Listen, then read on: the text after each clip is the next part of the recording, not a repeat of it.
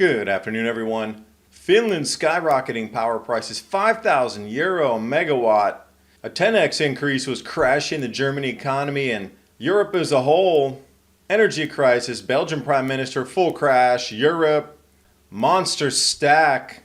Fertilizer crisis, African production going to be hit 20%. Luckily, some of the prices have come down, but still twice or three times what it was a year ago. World can live without politicians, but not without farmers. Average rent prices increasing these cities, and it's all about the bubble that's about to pop. Going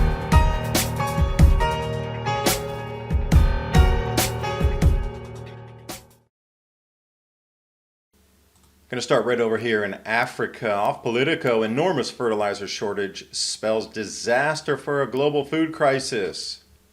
Well, we're already in the global food crisis, so this will just be +1.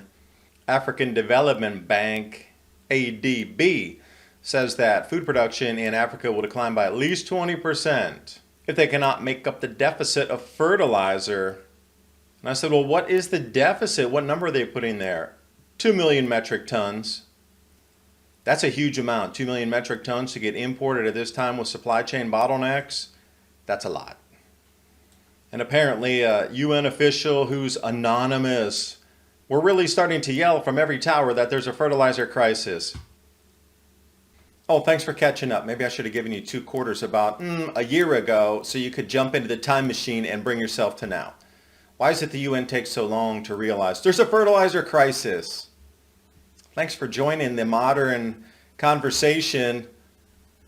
Where do they get their data from?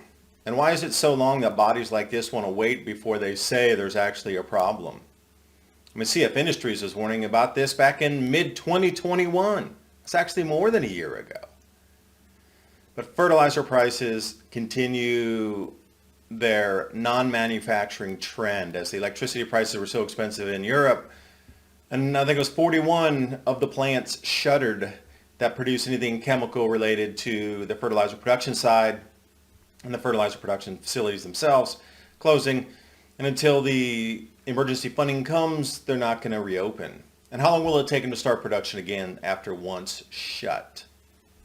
Russia, China, and India are saying goodbye to the US dollar as Biden is paying off student loans and printing more money. Some say the new reserve currency called BRICS should be backed by gold. Patriot Gold Group has a no-fee-for-life IRA or 401k that can be in physical gold or silver. And you may be eligible for the no-fee-for-life IRA on qualifying rollovers. Patriot Gold Group, Consumer Affairs top-rated gold IRA dealer 6 years in a row. Call 1-800-356-4470. And now on with the video. And on the bottom paragraph there, Africa is going to grapple with prices soaring 300%. A 3x increase, and swinging over to the World Bank on the source of fertilizer prices here. They have the dotted line to never let you forget when Russia invaded Ukraine.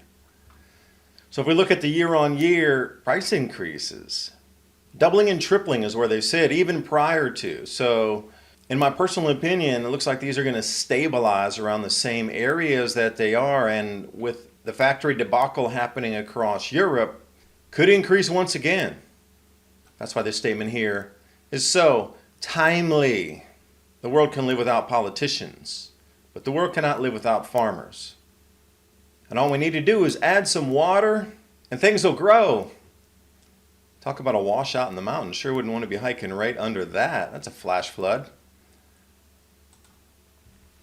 But I think the politicians really do think it's that easy. Throw some fertilizer on it, throw a couple seeds around somewhere, add some water, and boom, we get crops. It's not really that easy. It's a fine art that's taken thousands of years to perfect. So this whole misnomer of, well, if you got seeds, you can grow a garden in your backyard. If you have the skill and if you have your soils built, if you got proper water, if you have long enough growing season, if you got the right species for whatever it is for vegetable to set up in that area, could be hot, could be too cold. It's not just grab a seed and throw it. So this whole brush stroke that the political world is throwing on, hey, it's easy to grow food. What's the problem? Why are prices going so high? I don't think they get the whole mechanism. Case in point, right here, September 10th, a few days back. Power prices in Finland skyrocket. They were even forced to bring up 2 backup power plants online to prevent the blackouts, but then during that time, look at the adjustment price in blue, approximately €5,000 per 1 megawatt hour. Now remember, if you want to convert it, divide a megawatt by 1,000, and that'll bring it down to the kilowatt price, which would be $5 a kilowatt if you were going to buy that on the open market. Currently, I pay 5 cents or 5.4 cents. That's nearly 100 times what I'm paying for electricity. Put that in perspective on how you're going to run a factory.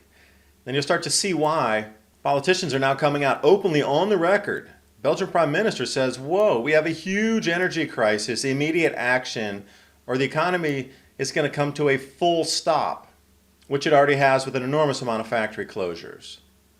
So let's follow along with energy since June in the EU. They were quibbling about a 40% increase in prices of electricity on how that would slash the economy of Europe, and we're well into the tripling of prices. Even back in the beginning of August, about a month ago, you could see how these power prices were spiking so heavily. And if you take baseline power at say €50 a megawatt and then you take it up to 600 like the UK also experienced, it's a 12x increase. This is why all these factories were closing and supermarkets forced to turn off their refrigerators and freezers. They just couldn't run and operate at those costs. Looking over here, Germany seems to have pulled back a little bit, 490, but that was with the government intervention of hundreds of billions of euros to cover. So you can see how much money it's costing to bring these prices back down. And if you did look at the baseload price increases when we started to get to the highs, 10x or 11x increase in prices across Germany and France, depending on which region you were in. And it started to occur everywhere, including the UK. Circuit breaker. So you can see how this would greatly affect all manufacturing across the Eurozone and why so many factories stopped on a dime. Most of them were metals, copper, steel, aluminum, zinc. Those take months to bring online. They full stopped the production of metals, so we could expect some bottleneck there. Speaking of metals, can you say I'm a little jealous? Look at this stack. This is not a bank, this is somebody's private stack. Wall Street Silver has an enormous amount of stack pictures, so if you're interested in seeing what other people's silver collections look like, because those bigger bars that you see on shelf number 2 there, those are delivered off of Comex perhaps. Those are the 1,000-ounce bars that are good for delivery.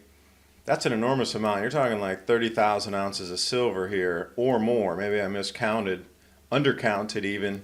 True wealth. After financial market collapse and silver were to go to $1,000 an ounce, this person would be sitting on hundreds of millions of dollars. But probably would hold that over and wouldn't turn it into fiat again, because that's the whole point, storing it so you can protect your wealth.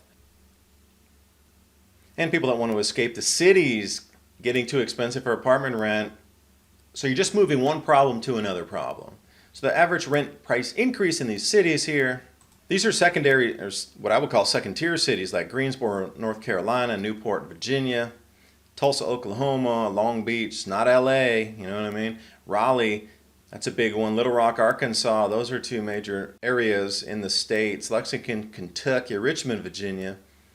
So as people move out of the capital cities, or the large Chicagos, the New Yorks, the Atlantas, the LAs, they're moving over to these smaller communities, still large cities in their own right, but you can see how the shift is coming, and what politic gets dragged in on that coattail is the question. Because as I'm looking at it, it's just hold on and wait.